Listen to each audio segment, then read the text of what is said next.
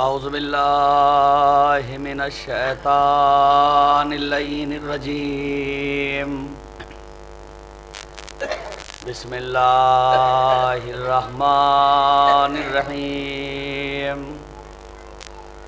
الحمد للہ الذی ہدانا لہذا وما كنا لنهتدي لولا ان هدانا الله لقد جاءت رسل ربنا بالحق الصلاة والسلام وتحية والإكرام على سيد أسلم ما في الوجود سر الله في كل موجود نقطة دائرة الوجود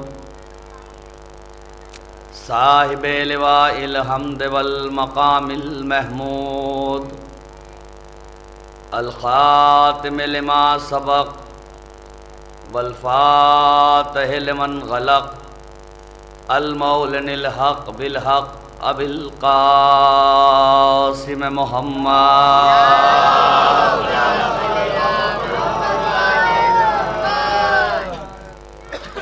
الصلاة والسلام علی یاسوب الدین والایمان باب الامن والامان کلمۃ الرحمن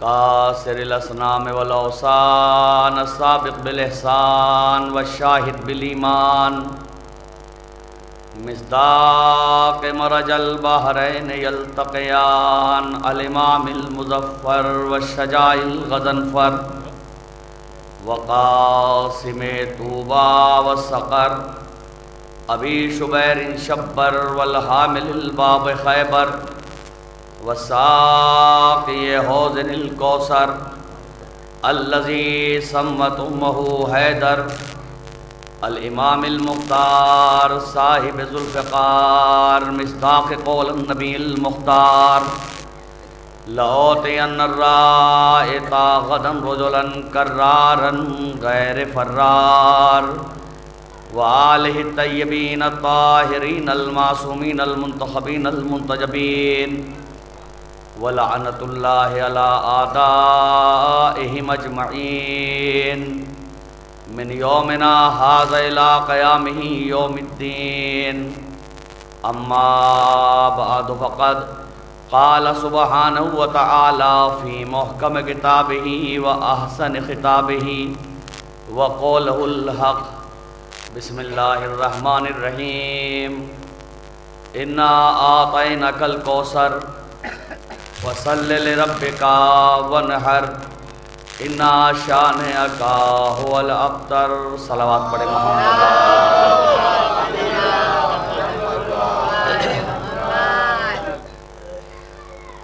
محبان اہل بیت علیہم السلام اور سوگواران مظلوم کربلا ماتمداران سرکار سید الشہداء اور فرش مجلس پر بیٹھے ہوئے تمام قابل احترام مولا کے عزادار، یہ مجلس عزا امام حسین علیہ السلام کی مصیبت کو بیان کرنے کے لیے اور مولا کے عزاداروں کو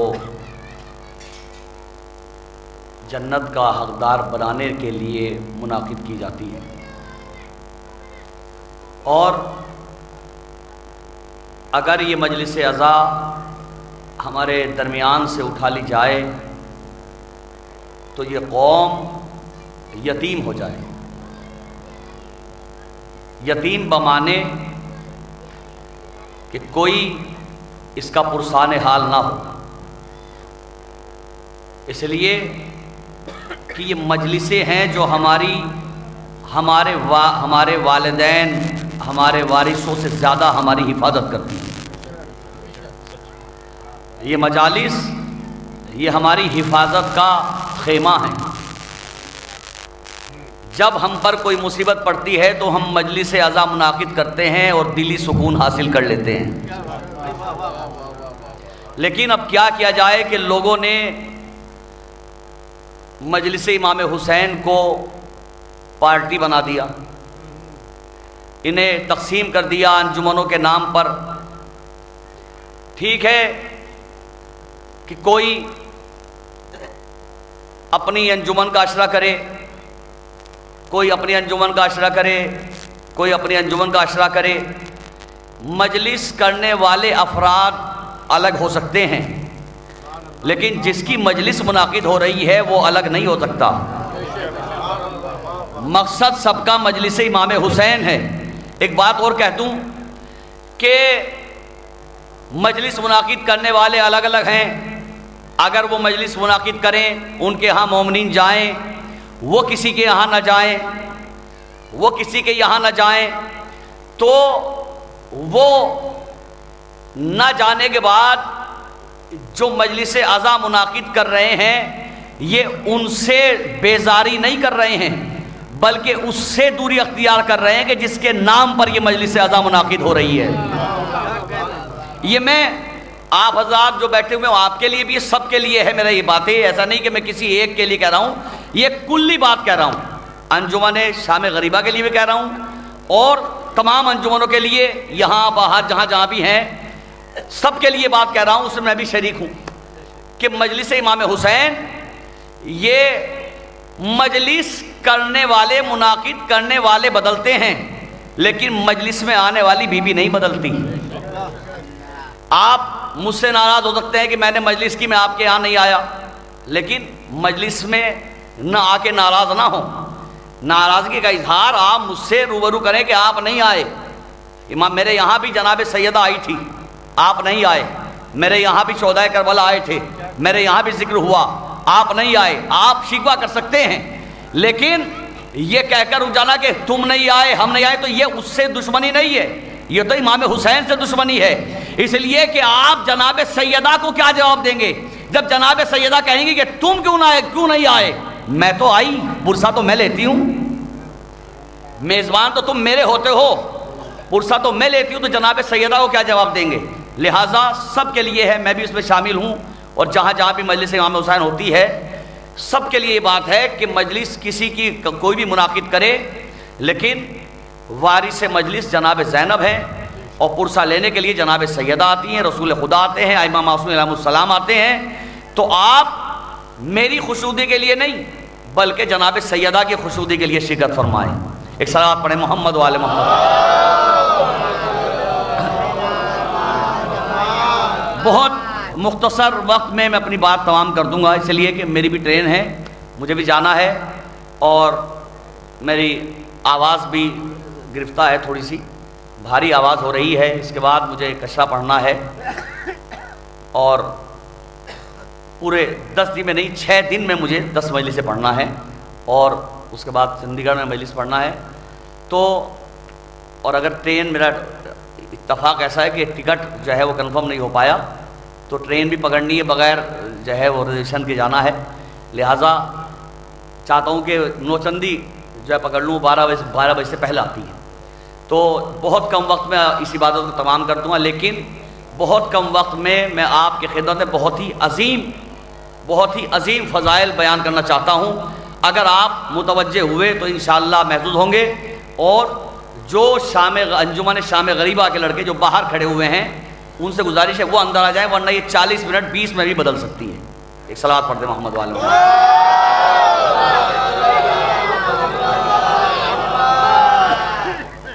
چالیس 20 بدلنے میں کیا، بس تھوڑا سا بس ایک رخ دینا پڑے گا، وہیں سے مسائل شروع ہو جائیں گے، اس لیے کہ اب نہ تو تبرک بانٹنا، آپ کو تبرک بانٹ چکے، کھانا کھلا چکے، سب کچھ ہو چکا، تو اب آپ باہر نہ کھڑے ہو، اب آپ فرش آپ آگے بیٹھیں، یہاں آپ نے مجلس منعقد کی ہے تو یہاں آ کے بیٹھیں، یہاں آپ باہر کھڑے ہیں، جس کی مجلس کر رہے ہیں وہ سیدہ فرشدہ بیٹھی ہوئی ہے، تو آپ باہر نہ ہو، آپ اندر آ جائیں، کوئی آئے یا نہ آئے آپ آگے بیٹھ جائیں۔ ایک صلوات پڑھ دیں محمد والے محمد۔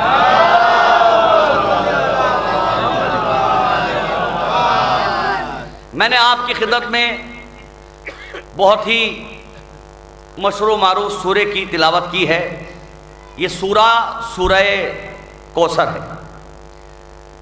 میں اگر آپ کی سماعت بیدار ہوئی تو میں یہاں سے آپ کو دربار یزید تک لے جانا چاہتا ہوں، اور میں دربار یزید میں سید سجاد کا جلال بیان کرنا چاہتا ہوں کہ سید سجاد کا دربار یزید میں جو آنا ہے صلی اللہ محمد محمد۔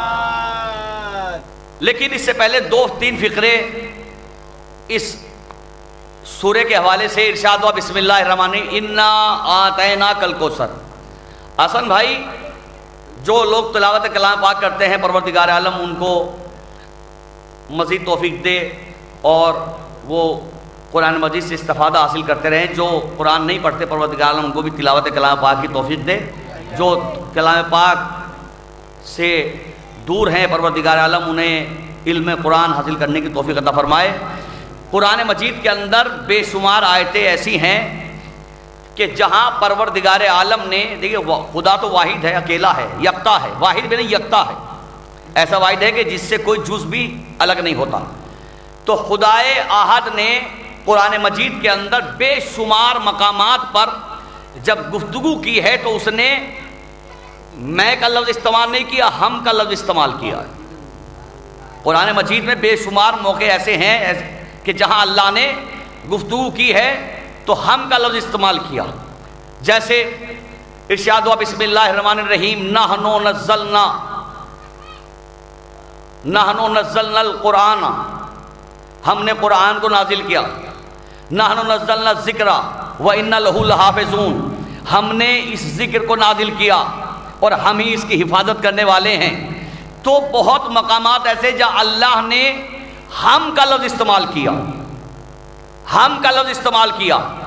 تو جب ہم نے اپنے علماء سے، اپنے اساتذہ سے معلوم کیا کہ پروردگار عالم ہم کا لفظ استعمال کیوں کر رہا ہے، تو بتایا کہ جہاں پروردگار عالم کسی بات میں زور پیدا کرنا چاہتا ہے اور اس کی عظمت کو بیان کرنا چاہتا ہے، وہاں اللہ قرآن میں ہم کا لفظ استعمال کرتا ہے، وہاں اللہ قرآن میں ہم کا لفظ استعمال کرتا ہے۔ ارشاد ہوا انا نحن نزلنا الذکر، ہم ہی اس ذکر کے نازل کرنے والے ہیں، وَإِنَّ لَهُ لَحَافِظُونَ، اور ہم ہی اس کی حفاظت کرنے والے ہیں۔ قرآن نازل کیا کہ ہم نے ہی اس قرآن کو نازل کیا، تو اللہ نے قرآن نازل کیا تو پروردگار اس میں ہم کا لفظ کیوں آیا؟ کہتا میں نے اس قرآن کو نازل کیا، لیکن نہیں، اللہ وہاں ہم کا لفظ لگاتا ہے جہاں اپنے علاوہ کسی اور کو بھی وسیلہ قرار دے۔ جہاں اللہ وسیلہ قرار دے تب ہم کا لفظ آتا ہے۔ تو چونکہ قرآن کے نزول میں جبرائیل وسیلہ ہیں، بہت توجہ، چونکہ قرآن کے نزول میں جبریل ہیں بیچ میں وسیلہ، تو جبریل کو وسیلہ بنایا، تو لہذا اللہ نے کہا ہم نے اس قرآن کو نازل کیا۔ چونکہ اللہ نے جبریل کو وسیلہ بنایا تو اللہ نے کہا ہم نے اس ذکر کو نازل کیا، ہم نے اس ذکر کو نازل کیا۔ تو جہاں، چونکہ مجھے بات کو بہت زیادہ پھیلانا نہیں ہے، دامن بات میں گنجائش نہیں، جہاں اللہ کسی بات کو عظیم بنانا چاہتا ہے وہاں ہم کا لفظ استعمال کرتا ہے کہ ہم نے اس قرآن کو نازل کیا، ہم نے اس ذکر کو نازل کیا، اور اس کے بعد کہا وَإِنَّ لَهُ لَحَافِظُونَ، اور ہم ہی اس کی حفاظت کرنے والے ہیں، یعنی نازل بھی ہم نے کیا، حفاظت بھی ہم کریں گے، نازل بھی ہم نے کیا، حفاظت بھی ہم کریں گے۔ تو نزول کے وقت جبریل کو وسیلہ بنایا تو حفاظت کے وقت بھی تو کوئی وسیلہ ہوگا، نزول کے وقت جبریل ہے وسیلہ تو حفاظت کے وقت بھی تو کوئی وسیلہ ہوگا۔ تو عزیزان گرامی، نزول قرآن کے وقت اللہ نے جبریل کو وسیلہ بنایا، حفاظت قرآن کے وقت اہل بیت کو وسیلہ بنایا۔ نزول کے وقت جبریل کو وسیلہ بنایا، حفاظت کے وقت اہل بیت کو وسیلہ بنایا۔ تو درمیان میں وسیلہ ہیں۔ ارشاد ہوا انا آتیناک الکوثر، اے رسول ہم نے آپ کو کوثر عطا کیا، ہم نے آپ کو کوثر عطا کیا۔ معبود کہہ دیتا میں نے کوثر عطا کیا، یہ ہم کا لفظ کیوں آیا؟ ہم نے آپ کو کوثر عطا کیا، پروردگار عالم کہہ رہا ہے ہم نے آپ کو کوثر عطا کیا، اور کوثر یہ تب عطا کیا کہ جب رسول اللہ کے پاس بیٹھ کر آس بن وائل نے رسول اللہ سے کہا، جب اٹھ کے چلا تو لوگوں نے پوچھا کہ کہاں سے آ رہا ہے، کس کے پاس سے آ رہا ہے؟ اس نے کہا کہ میں اس کے پاس سے آ رہا ہوں کہ جس کی نسل منقطع ہے، جو ابتر ہے، نعوذ باللہ حاکم بدہن، کہ میں اس کے پاس سے آ رہا ہوں کہ جو ابتر ہے۔ جیسے ہی اس نے یہ کہا کہ میں اس کے پاس سے آ رہا ہوں جو ابتر ہے، تو رسول کے دل پر اثر ہوا، رسول کو صدمہ ہوا۔ اللہ نے رسول سے کہا ہے میرے حبیب تم پریشان مت ہو، تم مت گھبراؤ، تم رنجیدہ مت ہو، ہم آپ کو کوثر عطا کریں گے۔ انا آتیناک الکوثر، ہم نے رسول کو کوثر عطا کیا۔ تو کوثر کے معنی ہے نسل کثیر، کوثر کے معنی ہے نسل کثیر، اور نسل کثیر کے طور پر اللہ نے اپنے نبی کو ایک بیٹی عطا کی۔ بات ہو رہی ہے نسل کثیر کی، دے رہا ہے ایک بیٹی، ماسٹر صاحب بات ہو رہی ہے نسل کثیر کی اور دے رہا ہے ایک بیٹی۔ پروردگار بہت سے بیٹے دیتا یا بہت سی بیٹیاں دیتا تو یہ بات سچ بھی ہوتی، یہ بات اچھی بھی لگتی کہ آپ فکر نہ کریں ہم آپ کو نسل کثیر دے رہے ہیں۔ تو کہہ تو رہا ہے کہ نسل کثیر دی، اور نسل کثیر کے بدلے دے رہا ہے ایک بیٹی۔ کہہ رہا ہے نسل کثیر دی اور دے رہا ہے ایک بیٹی، ایک بیٹی ادا کی۔ کا جاہل دیکھ تو صحیح، بیٹی تو ایک دی ہے لیکن یہ تو دیکھ کتنی عظیم بیٹی دی ہے۔ بیٹی تو ایک عطا کی ہے لیکن یہ تو دیکھ کتنی عظیم بیٹی دی ہے۔ میں نے ایسی بیٹی دی ہے کہ کائنات کی ساری بیٹیوں کی نسلیں ختم ہو جائیں گی، فاطمہ کی نسل جاری رہے گی۔ صلی اللہ محمد وآل محمد۔ سب کی نسل ختم ہو جائے گی، فاطمہ کی نسل جاری رہے گی۔ میں نے بیٹی عطا کی ہے لیکن ایسی بیٹی جو مصداق کوثر ہے، کوثر کا مصداق ہے۔ انا آتیناک الکوثر، اے رسول ہم نے تمہیں کوثر عطا کیا۔ تو چونکہ جناب جبریل امین وسیلہ ہیں، سورہ نازل ہونے کا لے کے آنے کا وسیلہ ہے جبرائیل، تو اللہ نے کہا ہم نے تمہیں کوثر عطا کیا۔ ایک مقام پہ اللہ نے کہا کہ ہم نے، اللہ کہہ رہا ہے کہ ہم نے انسان کو ملے جلے نطفے سے خلق کیا۔ ایک مقام پہ کہ صلوات پڑھیں محمد وآل محمد۔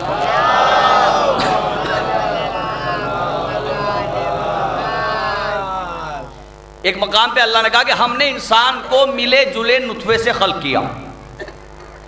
تو یہاں خلقت میں ماں باپ وسیلہ ہیں، چونکہ اللہ نے ماں باپ کے وسیلے سے ہمیں وجود عطا کیا، تو ہماری خلقت کے لیے ہمارے ماں باپ وسیلہ ہیں۔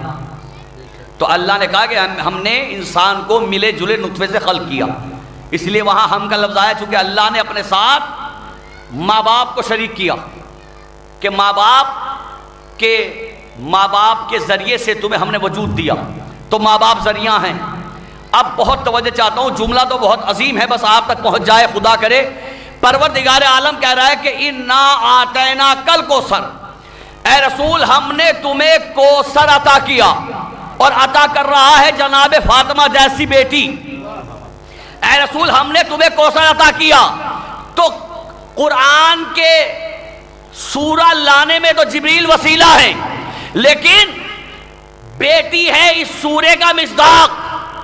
اللہ بات کر رہا ہے بیٹی کے آنے کی، اور اللہ کہہ رہا ہے ہم نے تمہیں نسل کثیر عطا کی، ہم نے تمہیں نسل کثیر عطا کی۔ تو عزیزان گرامی، قرآن کے نازل ہونے میں جبریل وسیلہ، ہمارے وجود میں آنے میں ماں باپ وسیلہ، زہرا کے عطا ہونے میں جناب خدیجہ وسیلہ۔ اللہ نے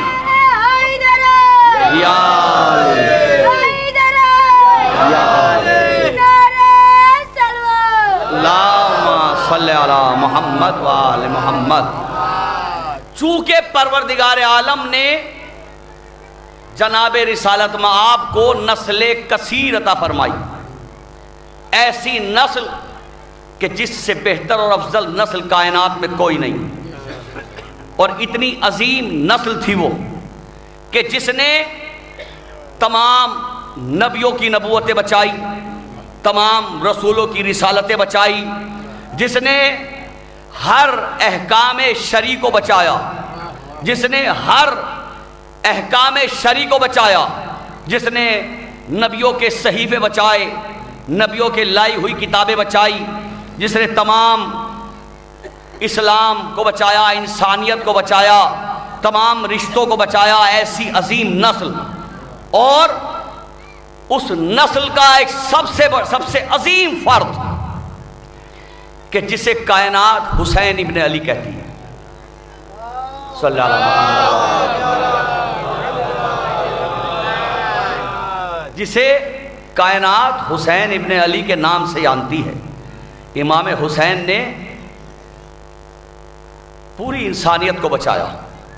لوگ کہتے ہیں جو تاریخ سے واقف نہیں، علم کی گتھیوں کو جنہوں نے کبھی سلجھایا نہیں، وہ کہتے ہیں امام حسین نے کربلا میں نماز کو بچا لیا۔ حسن بھائی، لوگ کہتے ہیں کہ امام حسین نے کربلا میں نماز کو بچایا۔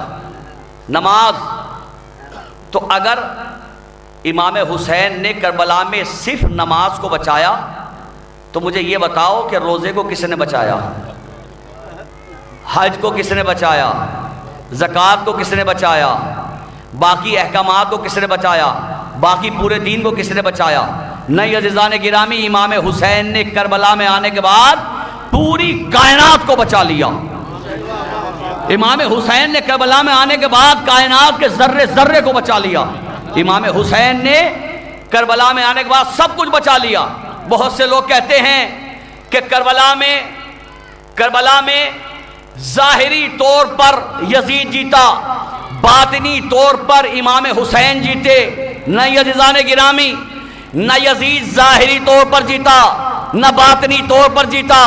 ظاہری طور پر بھی حسین جیتے، باطنی طور پر بھی حسین جیتے۔ اس لیے کہ جیت کس کی ہوئی، ہار کس کی ہوئی، یہ فیصلہ تو تب ہوتا ہے کہ جب یہ دیکھا جائے گا کہ مقصد کس کو حاصل ہوا۔ بہت توجہ، جب یہ دیکھا جائے گا کہ مقصد کس کو حاصل ہوا۔ بھائی حسین کربلا میں کیوں آئے؟ امام حسین کیوں آئے؟ امام حسین کربلا میں اس لیے آئے تاکہ دین بچ جائے۔ یزید چاہتا تھا کہ دین مٹ جائے۔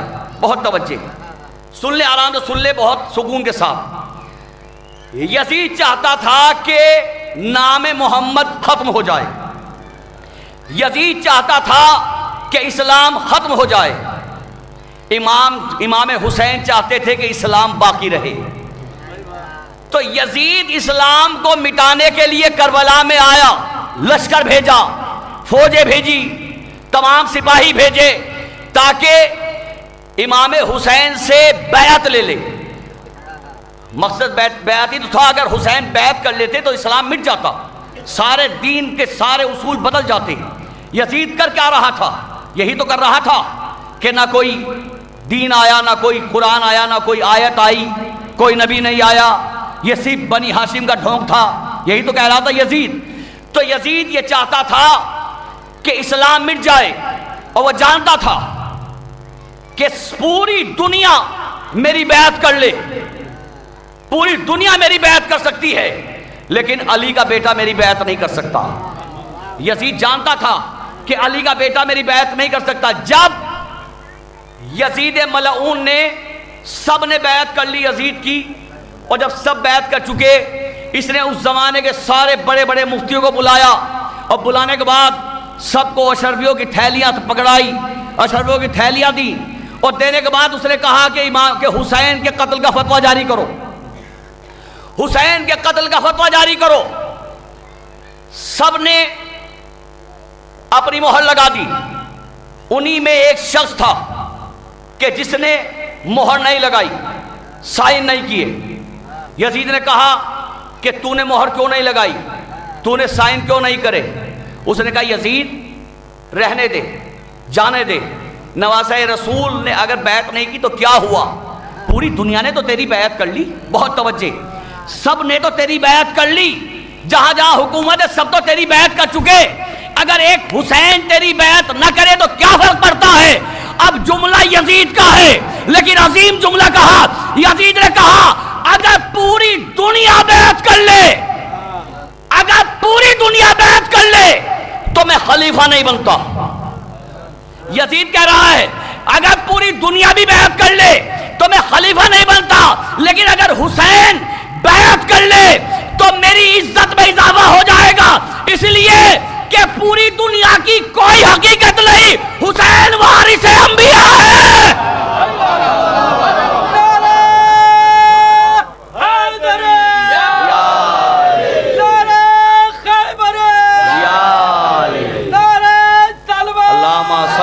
محمد وآل محمد، اس لیے کہ حسین وارث انبیاء ہے۔ یزید جانتا تھا حسین کی اہمیت کیا ہے، تو یزید یہ چاہتا تھا کہ حسین بیعت کر لیں، اور امام حسین نے یزید کی بیعت نہیں کی۔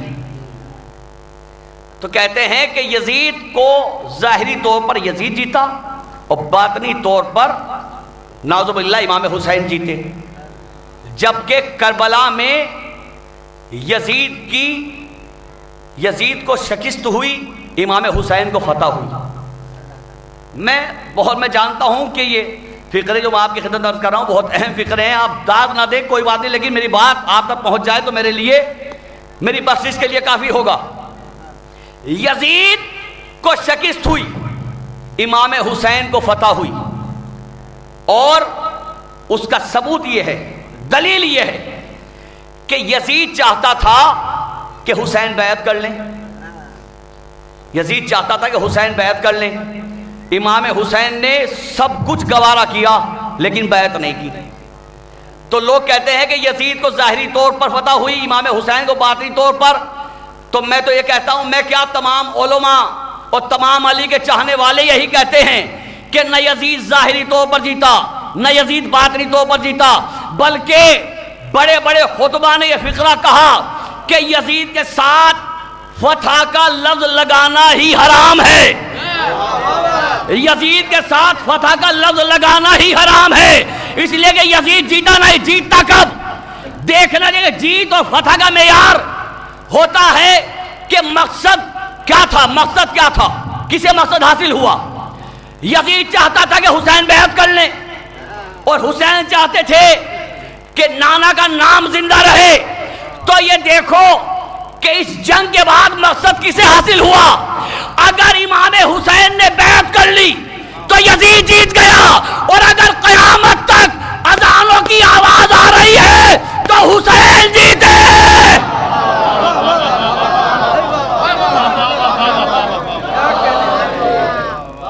اگر اذان کی آواز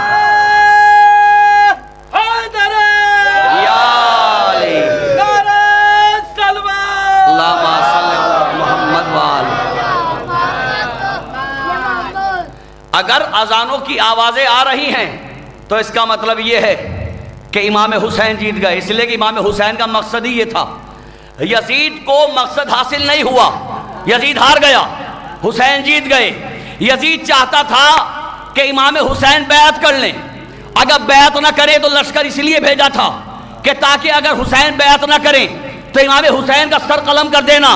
امام حسین سے یزیدی لشکر نے بیعت مانگی تھی، یعنی امام حسین کا ہاتھ مانگا تھا۔ حسین نے کہا ہاتھ تو نہ ملے گا، سر لینا ہے تو لے جاؤ۔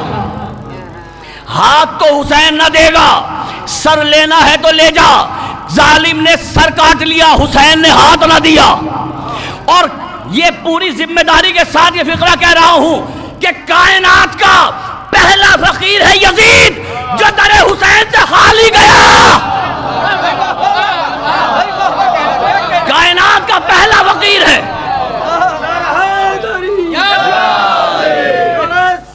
اللہم صلی علی محمد وآل محمد،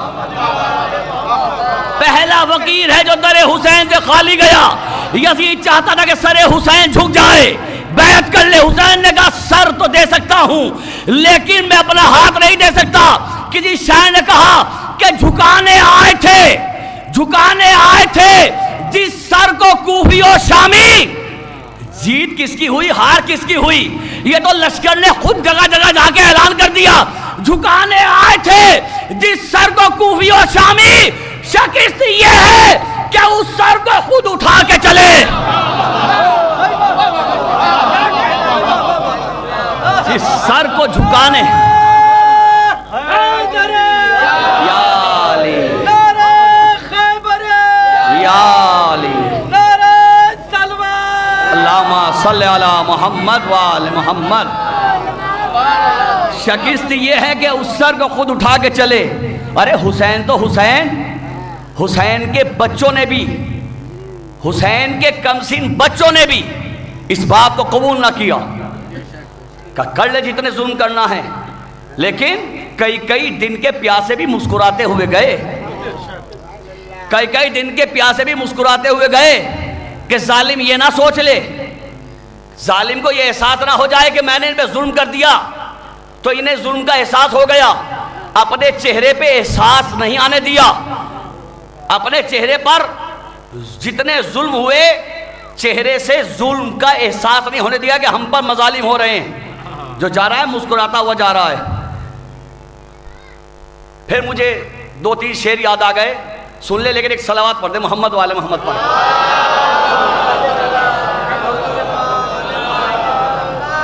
اگر یہ بلند آواز سے تو آہستہ سے پڑھ دیجئے۔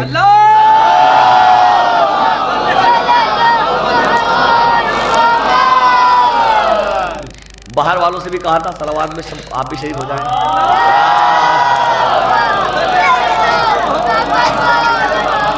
سنیں انشاءاللہ محظوظ ہوں گے۔ کیا کہا کہ جو کربلا میں تھے سرور کے ساتھ آئے ہوئے، جو کربلا میں تھے سرور کے ساتھ آئے ہوئے تھے اپنی موت کو بھی زندگی بنائے ہوئے، جو کربلا میں تھے سرور کے ساتھ آئے ہوئے تھے اپنی موت کو بھی زندگی بنائے ہوئے، فرات صبر میں تیغ و علم بجھائے ہوئے، کھڑا ہے نہر پہ پیاسا علم اٹھائے ہوئے، کھڑا ہے نہر پہ پیاسا علم اٹھائے ہوئے۔ اور اب شعر سماعت فرما لیجئے، کھڑا ہے نہر پہ پیاسا علم اٹھائے ہوئے، تو لبوں سے اس لیے اصغر کو مسکرانا پڑا کہ سب شہیدوں کے چہرے تھے مسکرائے ہوئے، سب شہیدوں کے چہرے تھے مسکرائے ہوئے۔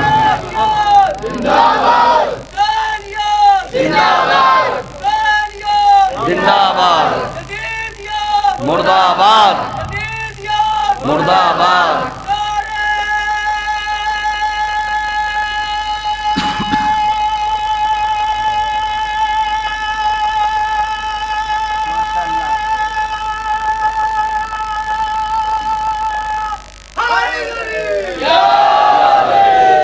لبوں سے اس لیے اصغر کو مسکرانا پڑا کہ سب شہیدوں کے چہرے تھے مسکرائے ہوئے۔ اور اب ان کی توجہ چاہتا ہوں کہ جو عباس کی خیرات کھاتے ہیں، بس انہی سے توجہ کہ جو عباس کی خیرات کھاتے ہیں، لبوں سے اس لیے اصغر کو مسکرانا پڑا کہ سب شہیدوں کے چہرے تھے مسکرائے ہوئے، تو جہاں جہاں بھی ہے ذکر وفا سمجھ لیجئے، جہاں جہاں بھی ہے ذکر وفا سمجھ لیجئے، وہ سارے شہر ہیں عباس کے بسائے ہوئے۔ صلوات برے محمد وآل محمد۔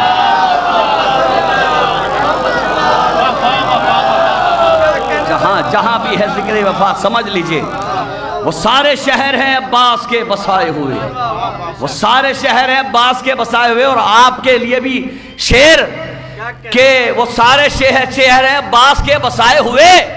لوگ کہتا ہے نا کہ یہ اتنا کیوں روتے ہیں، رونے کا سبب بتا رہا ہوں کہ ہم روتے کیوں ہیں اتنا۔ وہ سارے شہر ہیں عباس کے بسائے ہوئے، ہماری آنکھ سے آنسو رکے تو کیسے رکے؟ سن لیجئے، ہماری آنکھ سے آنسو رکے تو کیسے رکے؟ ہمارے خون میں شبیر ہیں سمائے ہوئے، ہمارے خون میں شبیر ہیں سمائے ہوئے. ایک صلوات پڑھ دے محمد والے محمد پر.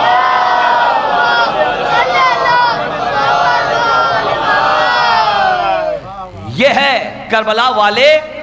کسی کے چہرے پر خوف نہیں تھا, سب ایسا محسوس ہو رہے تھے. جنگ بھئی اگر پیاس کا احساس ہوتا, بھوک کا احساس ہوتا, تو کسی کے بارے میں کوئی ایک روایت بتاؤ کہ میدان کربلا میں جنگ کرنے گیا ہو, غش کھا کے گرا ہو, غش کھا کے گرا ہو. جو پیاسا ہوتا ہے سب سے پہلے اسے غش آتا ہے, لیکن کوئی بتائے تو صحیح. اب میں مصائب نہیں فضائل میں کہہ رہا ہوں. ارے تم کربلا میدان میں آنے والوں کی بات کر رہے ہو, سب سے زیادہ پیاسے امام حسین تھے اور ہر جوان کا لاشا اٹھا کے لائے. سب سے زیادہ میدان میں جو گیا ہے دوڑ دوڑ کے وہ حسین ہے. کوئی اتنا ایک روایت تو بتا دے کہ میدان میں حسین غش کھا کے گرا ہو. نہیں عزیزان گرامی, یہ ہے امام حسین کی عظمت. امام حسین نے اسلام کو بچا لیا.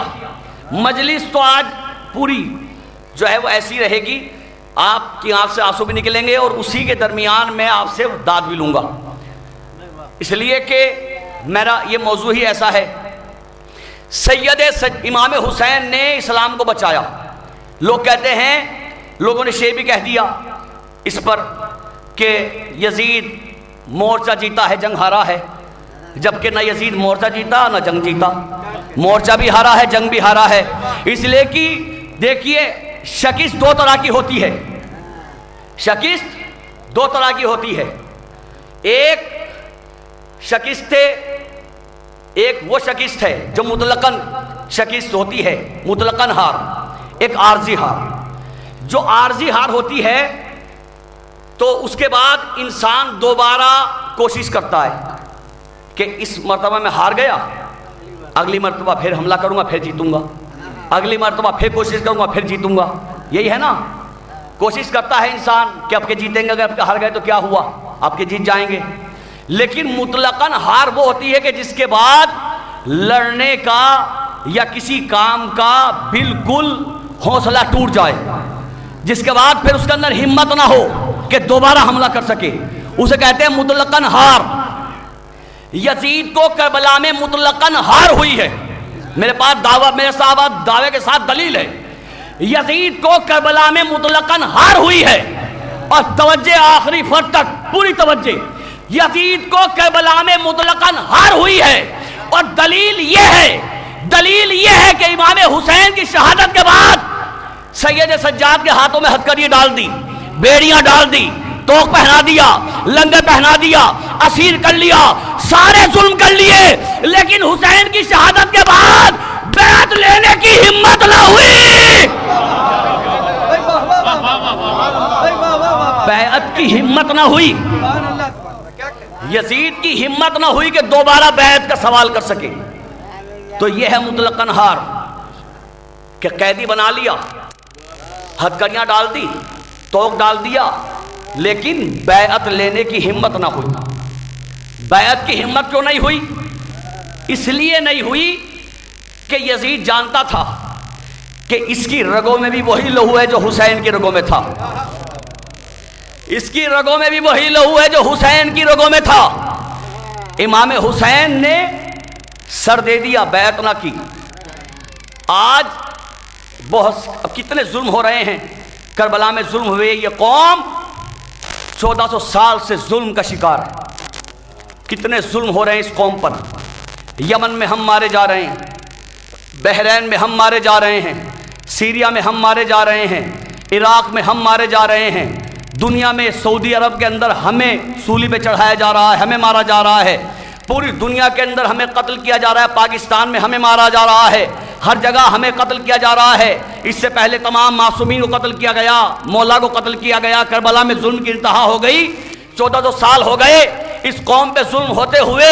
لیکن عزیزان گرامی, میں پورے دعوے کے ساتھ کہہ رہا ہوں کہ مجھے کوئی بتا دے کہ اتنے ظلم کے بعد ہمارے کسی عالم نے, ہمارے کسی مرجع نے، ہمارے کسی فقی نے، ہمارے کسی مولوی نے، ہمارے کسی عوام کے آدمی نے، ہمارے کسی مولا کے چاہنے والے نے یہ کہا ہو کہ ظلم نہ کرو، ہم کہتے ہیں کہ رسول کے بعد فلاں، ان کے بعد فلاں، ان کے بعد فلاں، ان کے بعد علی. اگر کسی نے کہا ہو تو بتا دو، یا کسی نے لکھا ہو کہ ہم پہ ظلم نہ کرو، ہم پہ ظلم نہ کرو. ہم مانتے ہیں کہ رسول کے بعد وہ تھے، ان کے بعد وہ تھے، ان کے بعد وہ تھے، ان کے بعد علی تھے. نہیں عزیزان گرامی، ظلم ہوتے رہے، قتل ہوتے رہے، نسلیں قتل ہوتی رہی، لیکن آج تک ہم نے یہ نہیں کہا، ہم نے آج تک کبھی رسول کے بعد علی کے سوا کسی کو نہیں چنا.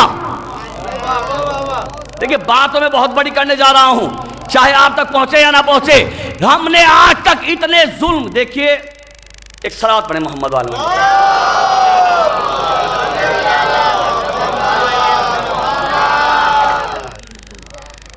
مصحف پڑھ دیں.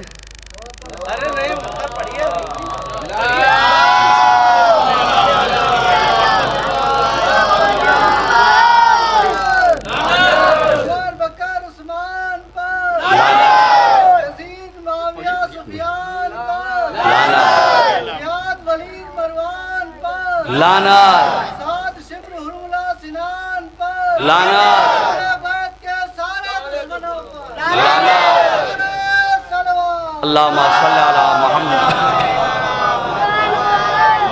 دیکھیے میں بہت محنت کے ساتھ پڑھ رہا ہوں یہ بات، اور یہ 2 کلو کا سر نہ ہلا کے اگر آپ 50 گرام کی زبان ہلا دیں گے تو مجھے بھی تقویت ہوگی تھوڑی سی. بس چند فقرے ہیں، میں چونکہ وقت نہیں، میں خطبہ پڑھنا چاہتا تھا مولا کا لیکن نہیں پڑھوں گا، اس لیے کہ نہ تو آپ تیار ہیں خطبے کے لیے اور وقت میں بھی گنجائش نہیں.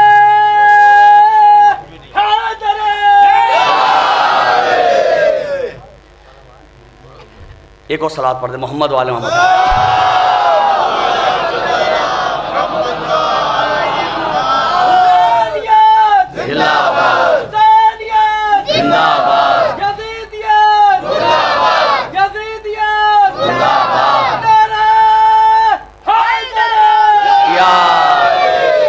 بھائی سب تو تیار ہیں، میں مجاوروں سے پوچھ رہا ہوں کہ آپ کی اجازت ہے پڑھ دوں؟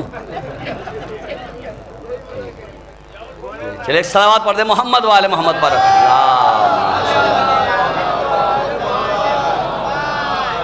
سن لیجئے، ہمارے 1400 سال ہو گئے ہمیں ظلم سہتے ہوئے. بہت بڑی بات کہہ رہا ہوں میں، اس لیے کہ الزام ہے نا ہم پر، میں اس الزام کو رد کر رہا ہوں. ہمیں 1400 سال ہو گئے ظلم ہوتے ہوئے، ہر جگہ شیعہ قتل ہو رہے ہیں، شیعہ قوم ماری جا رہی ہے. روز 10 20 50 شیعہ کہیں نہ کہیں مار دی جاتے ہیں، کہیں نہ کہیں سے خبر آ جاتی ہے آج اتنے یہاں مر گئے، آج اتنے یہاں مار دیے گئے، آج یہاں اتنے قتل کر دیے گئے. لیکن مجھے کوئی ایک جھوٹی سے جھوٹی خبر بتا دے کہ ہمارے کسی بحرین کے شیعہ نے کہا ہو کہ ہمیں نہ مانو، ہمیں قتل نہ کرو، ہم رسول کے بعد فلاں کو ماننے کے لیے تیار ہیں. کسی یمن نے کہا، یمن والے نے کہا ہو، کسی سیریا والے نے کہا ہو، آج تک کسی شیعہ نے رسول کے بعد علی کے علاوہ کسی کو نہیں مانا. تو جو لوگ یہ کہتے ہیں کہ علی نے فلاں کی بیعت کی، میں ان سے کہتا ہوں کیا بکواس کرتے ہو جب آج تک تم علی کے شیعہ سے بیعت نہ لے سکے.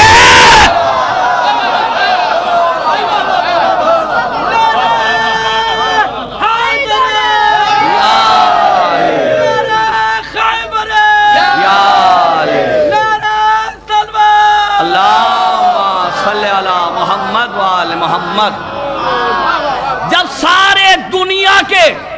ساری دنیا کے دشمن آل محمد اکٹھا ہو کے جب آج تک کسی علی کے ایک چاہنے والے سے بیعت نہ لے سکے تو علی سے بیعت کیسے لے سکتے ہو؟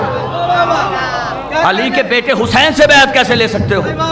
یا حسین کے بیٹے علی بن الحسین سے بیعت کیسے لے سکتے ہو؟ کائنات میں کوئی نہیں کہ جو اہل بیت کو جھکا سکے. کائنات میں کوئی نہیں، اہل بیت کسی کے سامنے نہیں جھکے سوائے اللہ کے.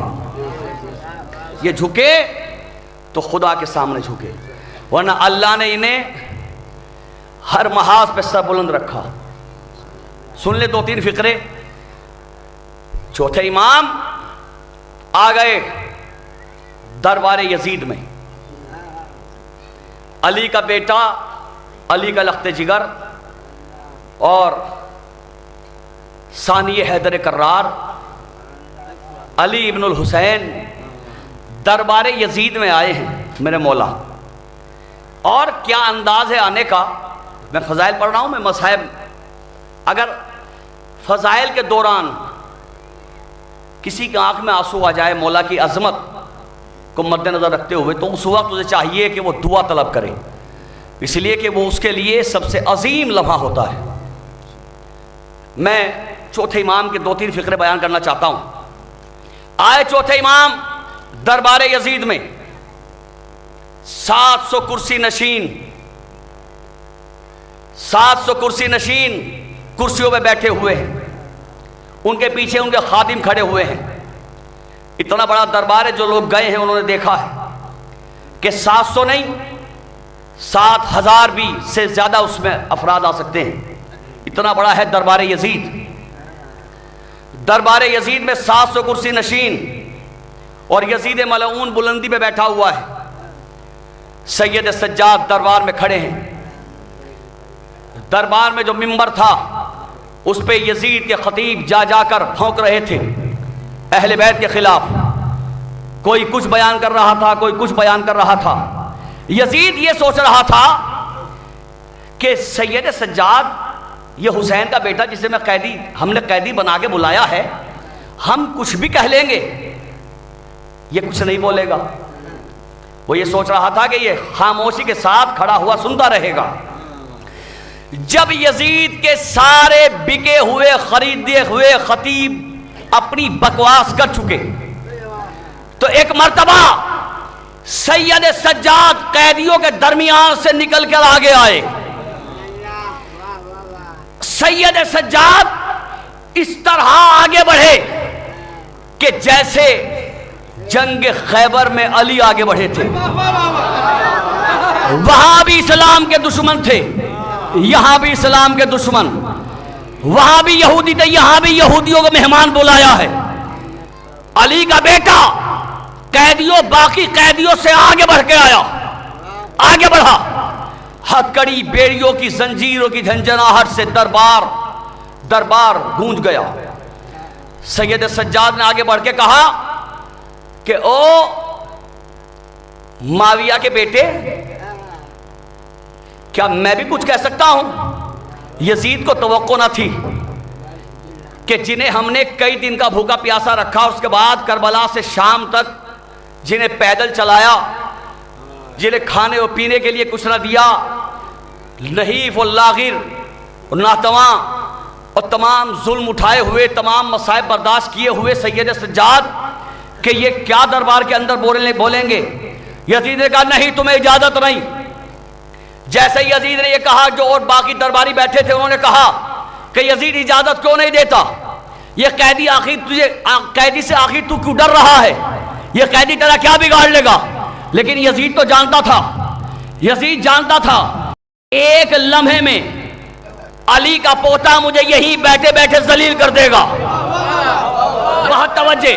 یزید جانتا تھا کہ اس کی رگوں میں علی کا لہو ہے, اس کی رگوں میں حسین کا لہو ہے. بس جب یزید مجبور ہوا, کہا ٹھیک ہے تم بھی جو کہنا چاہتے ہو کہو. سید سجاد آگے بڑھے, اور آگے بڑھنے کے بعد کہا یزید اجازت ہے کہ اس لکڑیوں کے ڈھیر پر کھڑا ہو جاؤں؟ دربار یزید میں ممبر تھا, ممبر پہ یزید کے خطیب چڑھے ہوئے تھے. سید سجاد نے کہا اجازت ہے کہ میں بھی اس لکڑیوں کے ڈھیر پہ کھڑا ہو جاؤں؟ مولا یہ تو لکڑیوں کا ممبر ہے, آپ لکڑیوں کا ڈھیر کیوں کہہ رہے ہیں؟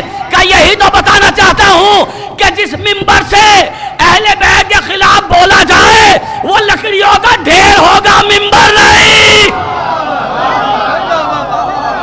ممبر وہ ہے جہاں سے علی کے فضائل بیان کیے جائیں. سید سجاد آئے اور سید سجاد نے خطبہ دیا, خطبہ بیان کیا. اور خطبہ بیان کرتے ہوئے مولا نے اپنے خطبے کے دوران سب سے پہلے امام نے خطبے میں اپنے آباء و اجداد کے فضائل بیان کیے. کس عالم میں, کس کیفیت میں امام فضائل بیان کر رہے ہیں. قسم خدا کی اگر سوچ لیں، اگر کسی پر ایک چھوٹی سی مصیبت آتی ہے تو چہرے سے خوشی ہفتوں کے لیے غائب ہو جاتی ہے، لیکن آپ تصور کریں کہ امام حسین کتنے مصائب اٹھا کے آئے ہیں اور اس کے باوجود دربار یزید میں فضائل پڑھ رہے ہیں، اپنے نانا کے فضائل پڑھے، حتیٰ کہ معراج رسول بیان کی، مولا علی کے فضائل پڑھے، اپنی دادی جناب زہرا کے فضائل پڑھے چوتھے امام نے، اور فضائل پڑھتے پڑھتے بس سن لیجیے 2-3 فقرے۔ مولا نے ایک مرتبہ کہا کہ سن یزید، اللہ نے ہمیں 6 صفتیں ایسی دی ہیں کہ جس میں اس نے ہمارا کسی کو شریک نہیں کیا۔ اللہ نے ہمیں 6 فضیلتیں ایسی عطا کی کہ جس میں ہمارا کوئی ثانی نہیں، ہمارا کوئی مد مقابل نہیں۔ 6 فضیلتیں سن لیجئے اور عبادت تمام۔ ایک مرتبہ چوتھے امام نے کہا سن، تو پورے دربار کو امام نے مخاطب کیا، اور مخاطب کرنے کے بعد فرزند حسین نے، فرزند علی نے کہا کہ سنو، ہمیں 6 فضیلتیں ایسی ملی جو کسی کو نہیں ملی۔ پہلی فضیلت، اللہ نے ہمیں علم دیا، اللہ نے ہمیں علم دیا، ایسا علم کسی کو نہیں دیا، ایسا علم کسی کو عطا نہیں کیا۔ دوسرے، اللہ نے ہمیں حلم دیا، غصے پہ قابو پانے کی قوت دی، ایسا حلم اللہ نے کسی کو نہیں دیا۔ تیسرے، اللہ نے ہمیں سخی بنایا، ایسا سخی کسی کو نہیں بنایا۔ یہ دربار یزید میں امام پڑھ رہے ہیں، دربار یزید میں جہاں تماشائیوں کا ہجوم ہے، جہاں لوگ بلائے گئے ہیں تاکہ اہل بیت کی اولاد کو نعوذ باللہ ان کی عزت میں کمی آ سکے، ان کے خلاف پروپیگنڈا ہو سکے۔ چوتھے امام ہتھکڑی بیڑیوں میں جکڑے ہوئے خطبہ دے رہے ہیں کہ ہمیں اللہ نے علم عطا کیا، ایسا علم کسی کو نہیں دیا۔ اللہ نے ہمیں علم عطا کیا، ایسا علم کسی کو نہیں دیا۔ اللہ نے ہمیں فصاحت و بلاغت عطا فرمائی، ایسی فصاحت و بلاغت کسی کو عطا نہیں فرمائی۔ اللہ نے ہمیں سخی بنایا، ایسا سخی اللہ نے کسی کو نہیں بنایا، ایسا سخی اللہ نے کسی کو نہیں بنایا۔ اللہ نے ہماری محبت ہمارے چاہنے والوں کے دلوں میں رکھی۔ یہ امام اپنی فضیلت بیان کر رہے ہیں کہ اللہ نے مومنوں کے دلوں میں ہماری محبت رکھی۔ یہ مقام اللہ نے کسی کو نہیں دیا۔ مومن کے دل میں ہماری محبت ہے، مومن کا دل ہماری امانت ہے، مولا کہہ رہے ہیں۔ اب چھٹی فضیلت سن لیجئے۔ چھٹے فضیلت مولا فرماتے ہیں کہ اللہ نے ہمیں شجاع بنایا، اللہ نے ہمیں شجاع بنایا، اور کائنات میں کسی کو ایسا شجاع نہیں بنایا۔ دیکھیے، یہ مولا خطبہ دے رہے ہیں، یہ مولا خطبہ دے رہے ہیں، اور خطبہ دے کے ایسے موقع پر فضائل پڑھ کے امام نے اپنے چاہنے والوں کو پیغام دیا ہے کہ حالات کچھ بھی ہوں، علی کے فضائل سے منہ نہ موڑنا۔ ایسے موقع پر فضائل پڑھ کے بتایا کہ حالات کتنے ہی برے سے برے کیوں نہ ہو جائیں، لیکن کبھی ہمارے فضائل سے منہ نہ موڑنا۔ اور امام ایسے موقع پر کہہ رہے ہیں کہ جب ہاتھوں میں ہتھکڑیاں ہیں، پیروں میں بیڑیاں ہیں، سب بندے ہوئے کھڑے ہیں، کہہ رہے جیسا شجاع ہمیں بنایا کسی کو نہیں بنایا، جیسا شجاع ہمیں بنایا۔ اور اسی فقرے کے لیے میں نے یہ تمام پوری مجلس پڑھی ہے، یہی سن لیے، یہی سے ربطہ مصائب ہے۔ امام علیہ السلام نے جیسے یہ کہا تو یزید نے جنہیں بلایا تھا، تو یزید نے تو اس لیے بلایا تھا تاکہ وہ یہ ثابت کر سکے کہ میں دنیا میں بہت بڑا جنگجو اور بہت بڑا بہادر ہوں۔ لیکن چوتھے امام نے ہتھکڑی بیڑیوں میں جکڑنے کے بعد بھی دربار یزید میں یہ کہہ دیا کہ ہم ہیں شجاع، تو نہیں شجاع، شجاع ہم ہیں تو نہیں۔ تو جیسے ہی سید سجاد نے یہ کہا تو یزید نے سوچا کہ یہ تو بیڑیوں میں جکڑے ہوئے یہ میرا کیا بگاڑ سکتے ہیں، یزید کے پہلو میں یزید کا بیٹا بیٹھا تھا، کھایا پیا تر و تازہ دمبے کی طرح پھولا ہوا۔ یزید کے پہلو میں یزید کا بیٹا بیٹھا تھا، اور سید سجاد کے پہلو میں ہتھکڑی بیڑیوں میں جکڑا ہوا امام حسن کا بیٹا عبداللہ ابن حسن کھڑا تھا۔ امام حسن کا بیٹا عبداللہ ابن حسن چوتھے امام کے پہلو میں ہاتھوں میں ہتھکڑیاں، پیروں میں بیڑیاں، جکڑا ہوا کھڑا ہے، اور امام حسن کے بیٹے کی عمر ہے 11 سال۔ عبداللہ ابن حسن 11 برس کا سن ہے، سید سجاد کے ساتھ ہتھکڑی بیڑیوں میں جکڑے ہوئے کھڑے ہیں۔ جیسے ہی سید سجاد نے کہا کہ ہم سے زیادہ اللہ نے کسی کو شجاع نہیں بنایا، تو یزید نے کہا، جناب عبداللہ ابن حسن کی طرف دیکھا اور دیکھ کر کہا کہ یہ کون ہے؟ کسی نے کہا یہ عبداللہ ابن حسن ہے۔ کہا کہ کیا تم میرے بیٹے سے لڑو گے، کشتی لڑو گے؟ بہت توجہ۔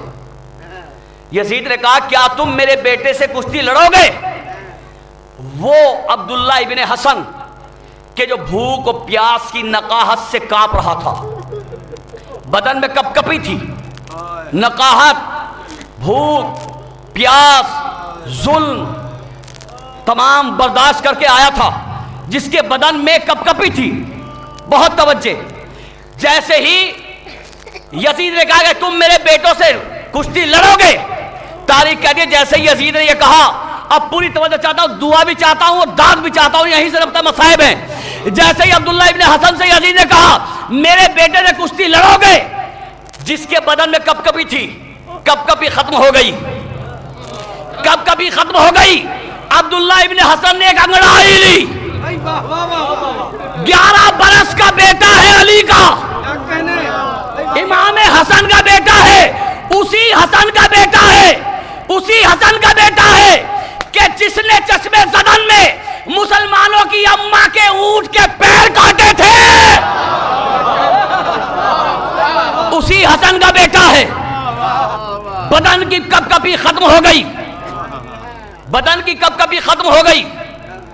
ایک مرتبہ انگڑائی لی، اور انگڑائی لینے کے بعد سید سجاد کی طرف دیکھا، علی کا لہو رگوں میں جوش مارنے لگا۔ سید سجاد نے آنکھوں کا اشارہ کیا، عبداللہ آگے آئے۔ بہت توجہ۔ جناب عبداللہ ابن حسن آگے بڑھے، اور آگے بڑھنے کے بعد کہا او یزید، او یزید، کشتی کیوں لڑواتا ہے؟ ایک تلوار اپنے بیٹے کو دے دے، ایک تلوار مجھے دے دے۔ یزید، ایک تلوار اپنے بیٹے کو دے دے، ایک تلوار مجھے دے دے۔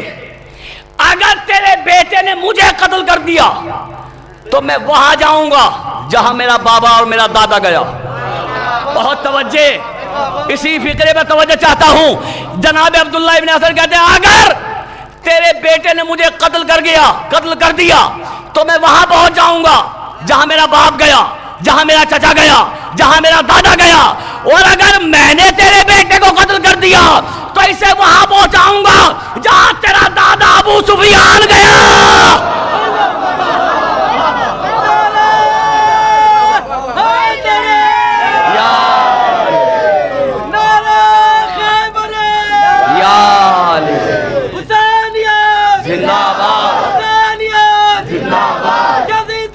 مردہ آباد، مردہ آباد، اللہم صلی علی محمد وآل محمد۔ بس جیسے ہی جناب عبداللہ ابن حسن نے یہ کہا، یزید خوفزدہ ہو گیا کہ کہیں ایسا نہ ہو کہ درباری یہ کہہ دے کہ یزید دے کیوں نہیں دیتا تلوار۔ قسم خدا کی اگر یزید تلوار دے دیتا تو نسل یزید عبداللہ ابن حسن اسی کے دربار میں منقطع کر دیتا، اس لیے کہ جو تخت پہ بیٹھا تھا وہ ابتر کی اولاد تھا، جو دربار میں کھڑا تھا وہ کوثر کا وارث تھا، جو تخت پہ بیٹھا ہوا تھا وہ ابتر کی اولاد تھا، جو ہتھکڑی اور بیڑیوں میں جکڑا ہوا کھڑا تھا وہ وارث کوثر تھا، کوثر کا وارث تھا۔ سید سجاد نے خطبہ دیا اور 6 کی 6 فضیلتیں بیان کی۔ اور جیسے ہی فضیلت بیان کرنا شروع کی، یزید نے اپنے مؤذنوں کو اشارہ دیا، انہوں نے ایک بیک وقت 6 اذانیں کہی گئی، 6 اذانیں۔ لوگ کہتے ہیں، دیکھیے میں یہ بات عرض کرنا چاہتا ہوں کہ اس لیے کہ بہت سے چاہنے والے مولا کے اسی مغالطے میں ہیں کہ جب اذان ہوئی تو سید سجاد رک گئے۔ سید سجاد اذان پہ نہیں رکے، سید سجاد اذان پہ خاموش نہیں ہوئے۔ سید سجاد، میں اپنے تمام قوم کے جتنے بچے ہیں میں ان کے ذہنوں تک یہ بات پہنچانا چاہتا ہوں، بزرگ مجھ سے بہتر جانتے ہیں، سید سجاد اذان پہ خاموش نہیں ہوئے، اس لیے کہ وہ نماز کا وقت تھا ہی نہیں، وہ نماز کا وقت تھا ہی نہیں جب یزید نے اذان کہلوائی۔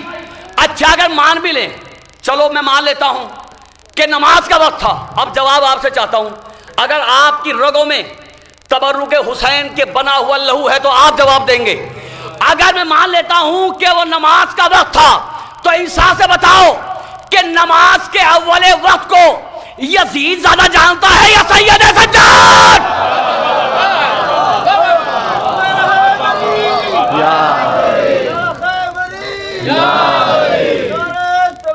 اللہم صلی علی محمد وآل محمد یا علی۔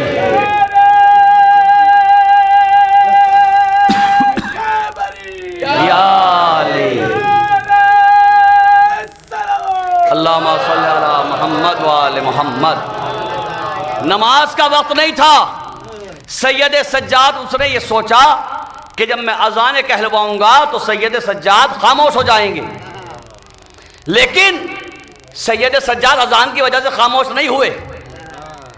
نہیں عزیزان گرامی، یہاں شاید ہی 2 4 10 5 لوگ ایسے ہوں جن کا سابقہ نہ پڑا ہو۔ آسن بھائی، کون ایسا ہے اپنے لیے، اپنے عزیز کے لیے، کسی نہ کسی کے لیے جو عدالت میں نہ گیا ہو؟ آپ نے عدالت میں دیکھا ہے یا نہیں؟ یہ سنا تو ہوگا ہی، سیریل میں، فلموں میں آتا ہے، سب میں آتا ہے، آپ نے دیکھا ہوگا بہت سے لوگوں نے، کہ جب عدالت میں کوئی کیس ہوتا ہے تو 2 وکیل ہوتے ہیں، اور جب ایک وکیل کوئی بات بیان کرتا ہے تو دوسرا وکیل چپ رہ کر غور سے سنتا ہے، اور اس بات کو خاص طریقے سے سنتا ہے کہ جس میں اسے کوئی پوائنٹ ملنے والا ہوتا ہے، اور جب اسے کوئی پوائنٹ مل جاتا ہے اپنے مد مقابل والے وکیل سے، آپ گواہی دیں گے اس بات کی، جب اسے کوئی پوائنٹ مل جاتا ہے تو فوراً وہ جج کو مخاطب کر کے کہتا ہے کہ اس پوائنٹ کو نوٹ کیا جائے۔ بہت توجہ، اگر امام سید سجاد کی محبت ہے تو آپ وجد میں آ جائیں گے، کہتا ہے جج سے کہ اس پوائنٹ کو نوٹ کیا جائے، یہ چونکہ وہ پوائنٹ اس کے حق میں ہوتا ہے۔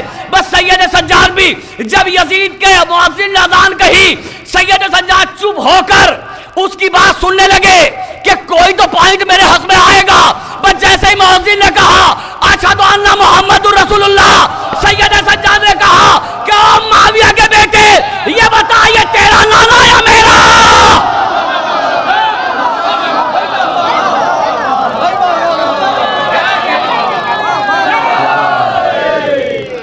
سید سجاد خاموش ہو کر سننے لگے، اس نے اللہ اکبر کہا، سید سجاد خاموش رہے، اس نے اشہد ان محمد رسول اللہ کہا، سید سجاد خاموش رہے، بس جیسے اشہد ان لا الہ الا اللہ کہا، سید سجاد خاموش رہے، جیسے ہی اس نے کہا اشہد ان محمد رسول اللہ، بس سید سجاد فوراً بول اٹھے، کہا رک، بتا ابو سفیان کے پوتے، بتا یہ تیرے نانا کا نام ہے یا میرے نانا کا؟ بھرا ہوا دربار ہے عزیزان گرامی، بھرا ہوا دربار ہے، سارے یزید کے بلائے ہوئے ہیں۔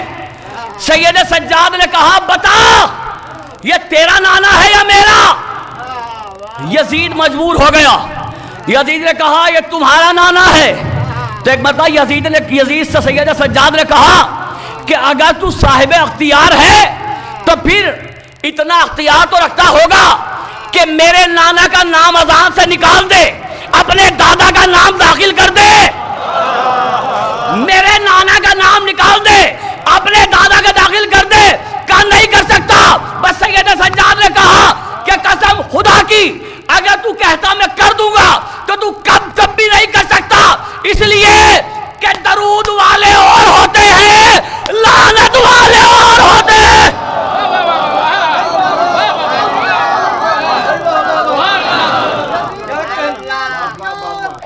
لعنت لعنت اللہم صلی علی محمد وآل محمد۔ بھرے دربار میں سید سجاد نے اس کے گلے میں لعنت کا توق ڈال دیا اور کہا کہ او غلام زادے،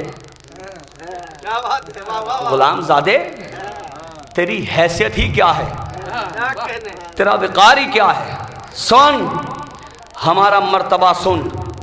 ہمارا مرتبہ یہ ہے کہ ہمارا نانا نبیوں کا سردار، ہمارا دادا ولیوں کا سردار، ہماری ماں کائنات کی عورتوں کی سردار، میرا باپ شہداء کا سردار، جوانان میرا چچا جوانان جنت کا سردار، میرا باپ شہیدوں کا سردار۔ سید سجاد نے کہا کہ میرا باپ شہیدوں کا سردار۔ سارا شجرہ بیان کر کے سید سجاد نے کہا کہ سن، میں نے بھرے دربار میں علل اعلان اپنا شجرہ سب کو بتا دیا، اگر تو اپنا شجرہ جانتا ہے تو مجمع میں نہیں میرے کان میں بتا دے۔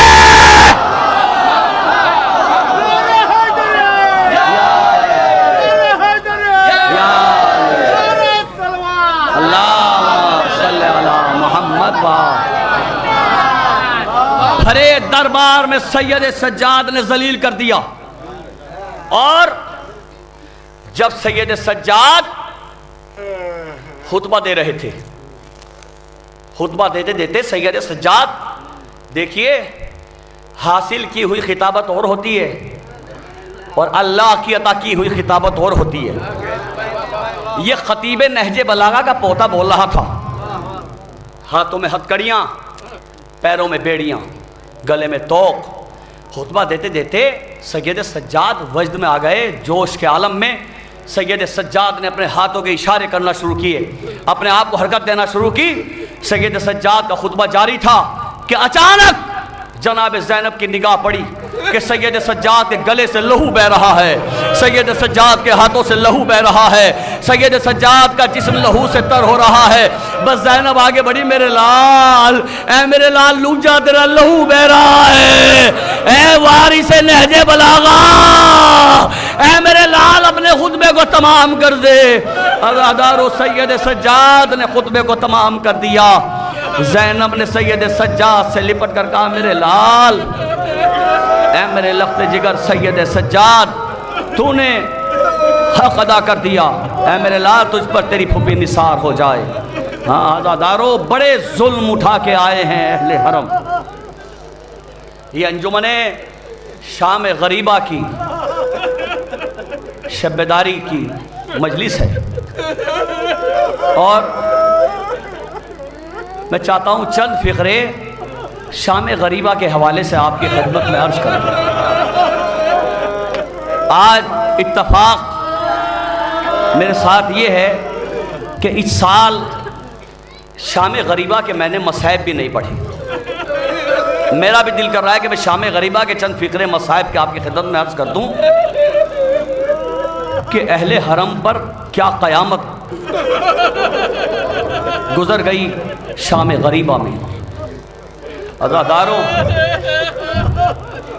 امام حسین نے دین کو بچا لیا، اپنی شہادت پیش کر دی حسین نے، ہو گئے بیویوں سے رخصت حسین، اور جیسے ہی فاطمہ کا لال گھوڑے سے زمین پر گرا، عزادارو تاریخ نے لکھا کہ حسین کا گھوڑے سے گرنا تھا، زینب خیمے سے نکل گئی۔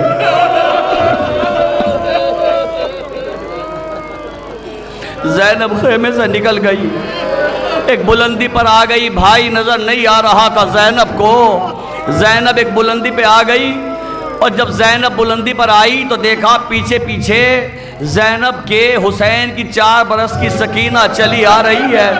زینب نے پلٹ کر دیکھا، ام کلثوم سے کہا، بہن ام کلثوم، ارے سکینہ کو خیموں میں لے جاؤ، اس لیے کہ سکینہ کے بابا پہ ظلم ہو رہا ہے، سکینہ برداشت نہ کر سکے گی۔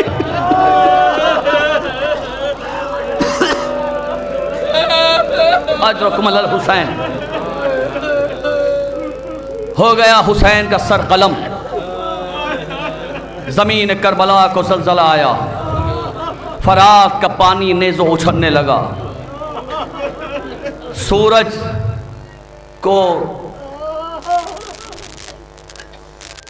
سورج نے اپنے آپ کو شرما کر پردے میں چھپا لیا۔ عصر کے وقت زمین کربلا پہ اندھیرا چھا گیا۔ اندھیرے کے عالم میں ایک آواز گونجی عمر سعد کی، آواز گونجی گھوڑوں کی نال بندی کی جائے۔ جناب فضا زینب کے پاس آئی، شہزادی گھوڑوں کی نال بندی کی جا رہی ہے۔ شہزادی نے پوچھا فضا یہ نال بندی کیوں کی جا رہی ہے؟ کہا بی بی اب لاشوں کو پامال کیا جائے گا۔ بس جیسے ہی زینب نے یہ سنا تو جناب زینب نے فریاد کی، ارے کوئی ہے جو میرے حسین کا لاشا اٹھائے، ارے کوئی ہے جو میرے علی اکبر کا لاشا اٹھائے، ارے کوئی ہے جو میرے علی اصغر کا لاشا اٹھائے۔ عزادارو لاشیں پامال کر کی گئی۔ لاشوں کے پامال ہونے کے بعد تاریخ کہتی ہے کہ جب لاشیں پامال ہو گئے اس کے بعد خیام حسینی کو لوٹنے کی تیاریاں ہوئی، خیام حسینی کو لوٹا جانے لگا۔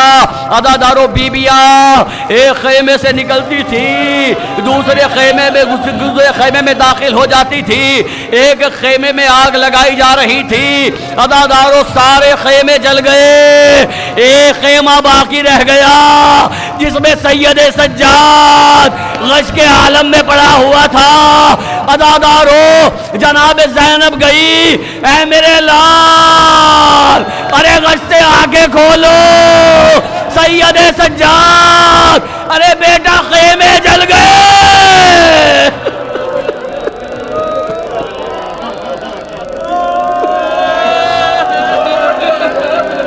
اجرکم علی الحسین۔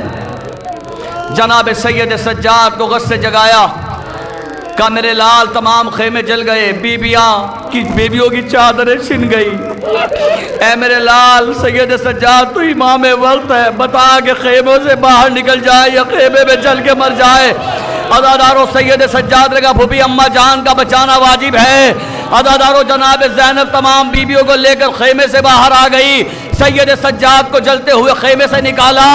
عزادارو تاریخ کہتی ہے جب حسین نصرت آخر کے لیے آئے تو 65 بچے تھے، لیکن شام غریبہ کے بعد 48 بچے رہ گئے۔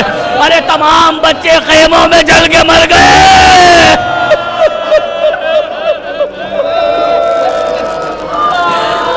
بیویاں جلے ہوئے خیموں کی راکھ میں بچے تلاش کر رہی تھی۔ عزادارو خیمے جل گئے، زینب نے تمام بچے ہوئے بچوں کو اور بیویوں کو جلے ہوئے خیموں کی راکھ پر بٹھایا، اور اس کے بعد شہزادی نے بچوں کو تلاش کیا۔ شہزادی نے دیکھا کہ بچوں میں جہاں اور بہت سے بچے نہیں ملے وہیں حسین کے سینے پہ سونے والی سکینہ نہ ملی۔ عزادارو جناب سکینہ کو جب نہ پایا تو جناب زینب رونے لگی، کہا اے ام کلثوم میرے بھائی کی نشانی غائب ہو گئی، میرے بھائی کی نشانی مجھے نہیں ملتی۔ اے بہن ام کلثوم شاید سکینہ اپنے ظلم کی فریاد کرنے کے لیے فرات پر گئی ہو۔ عزادارو تاریخ کہتی ہے جناب زینب و کلثوم جناب سکینہ کو تلاش کرنے کے لیے آگے بڑھی۔ تاریخ کہتی ہے کہ رات کا اندھیرا تھا، رات کے اندھیرے میں جناب زینب کسی چیز سے ٹکرا کر زمین پر گری۔ اب جو زینب نے گرنے کے بعد غور سے دیکھا تو کوئی اور نہیں جسے 18 برس پالا تھا، وہ علی اکبر سینے پہ ہاتھ رکھے ہوئے سو رہا ہے۔ زینب نے علی اکبر کی پیشانی کو چوما، اے میرے لال علی اکبر ارے تو نے سکینہ کو تو نہیں دیکھا؟ اے میرے لال سکینہ گئی سے سکینہ نہیں ملتی۔ عزادارو جب کوئی جواب نہ آیا جناب زینب اٹھی، فرات کے کنارے آئی اور آنے کے بعد آواز دی عباس اے میرے شیر عباس. عزادارو جیسے ہی عباس کو آواز دی, عباس کا لاشا تڑپنے لگا. زینب نے لاشے کو تڑپتے ہوئے دیکھا. عباس علمدار کو پکار کر کہا, عباس ارے زینب کھلا سر دکھانے نہیں آئی. اے عباس آپ کی بھتیجی سکینہ نہیں ملتی. اجرکم علی الحسین. عزادارو کوئی جواب نہ آیا. جناب زینب نشیب کی طرف چلی, آواز دیتی جاتی ہیں سکینہ سکینہ. عزادارو نشیب سے آواز آئی, اے بہن زینب آہستہ بولو. ابھی زینب ابھی سکینہ روتی ہوئی سوئی ہے. عزادارو زینب نے سکینہ کو اٹھایا. اٹھانے کے بعد بس ایک سوال کیا, اے میری بچی مجھے اتنا بتا دو کہ تم نے کیسے پہچانا کہ یہ تمہارے بابا ہیں؟ اس لیے کہ پہچان یا تو چہرے سے ہوتی ہے یا لباس سے ہوتی ہے, لیکن میرے بھائی کے جسم پر نہ لباس ہے نہ جسم پر سر ہے. کب بھی اماں جب میں ادھر آئی تو اپنے بابا کو آواز دیتی جاتی تھی, اے بابا میرے گوشوارے چھل گئے. پھوپھی اماں کٹی ہوئی گردن سے آواز آئی, الیہ الیہ یا بنیہ. اجرکم علی الحسین. زینب آ گئی, بیبیاں جلے ہوئے خیموں کی راکھ پر بیٹھی ہیں. بس عزادارو دو فکر عبادت تمام. ابھی تمام بچے بھوک و پیاس اور ظلم کو سہنے کے بعد تھک ہار کر بچے خاک کربلا پہ سو گئے. زینب نے سب کو سلا دیا اور اس کے بعد زینب نے ٹوٹا ہوا نیزہ اٹھایا.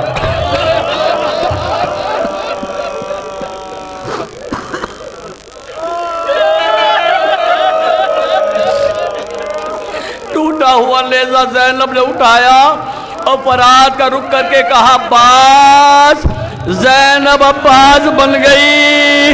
اے میرے بھائی اگر تم فرات پر سو گئے تو کیا ہوا؟ ارے میں بھی علی کی بیٹی ہوں. جناب زینب نے پہرا دینا شروع کیا.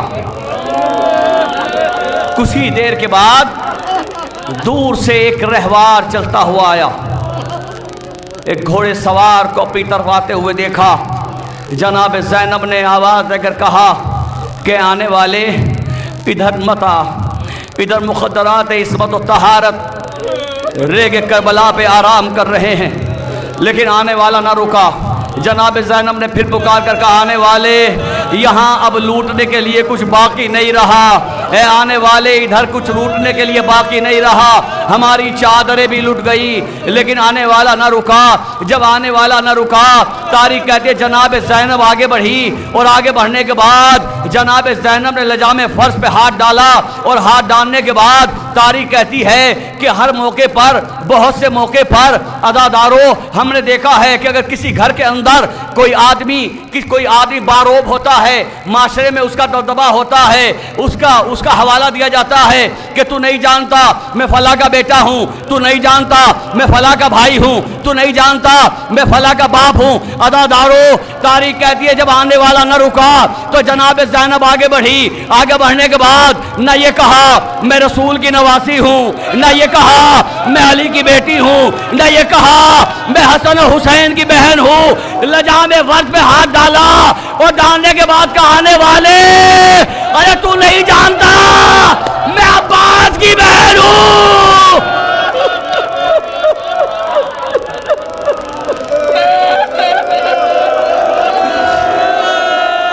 میں عباس کی بہن ہوں. عزادارو جیسے ہی آنے والے نے سنا کہا, اے بی بی دوبارہ کہو. ایک مرتبہ زینب نے کہا میں عباس کی بہن ہوں.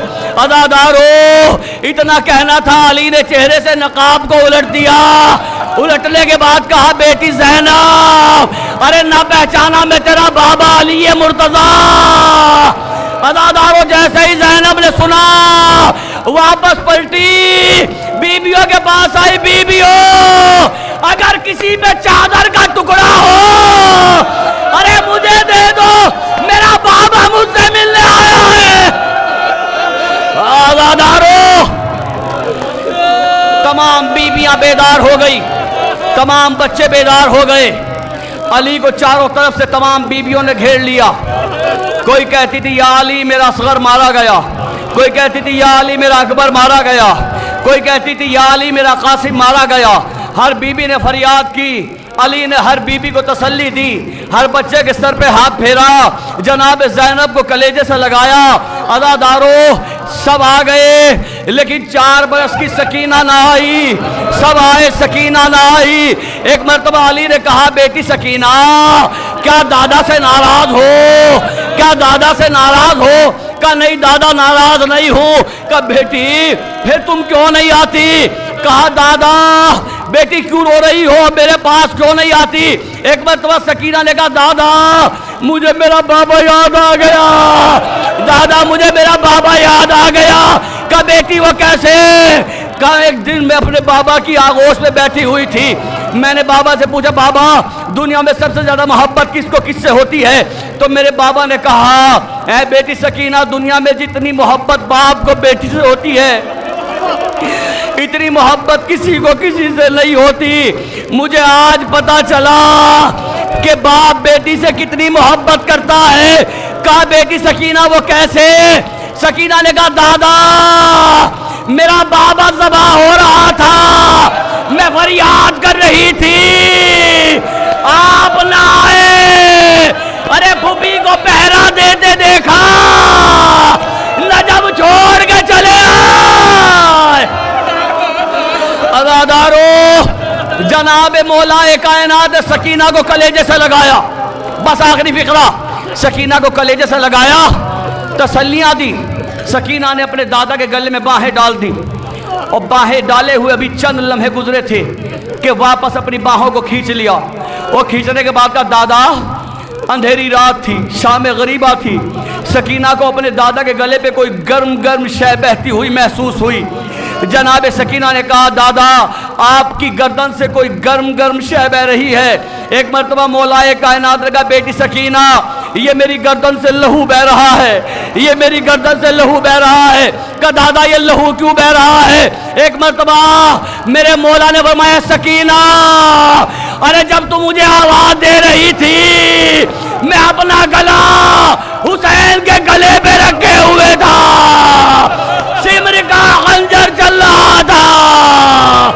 اے بیٹی سکینہ میرا حسین مارا گیا، اے سکینہ تو یتیم ہو۔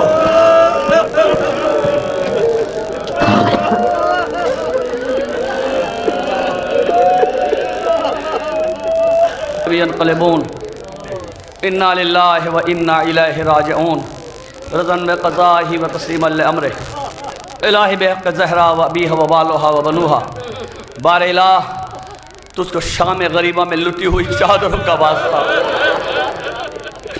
معبود یہ شام غریبہ میں ڈھائے جانے والے مظالم کا واسطہ، اہل حرم کی عظمت کا واسطہ، تمام فرش ادا میں بیٹھے ہوئے مومنین اور مومنات کی تمام تر دعاؤں کو قبول فرما۔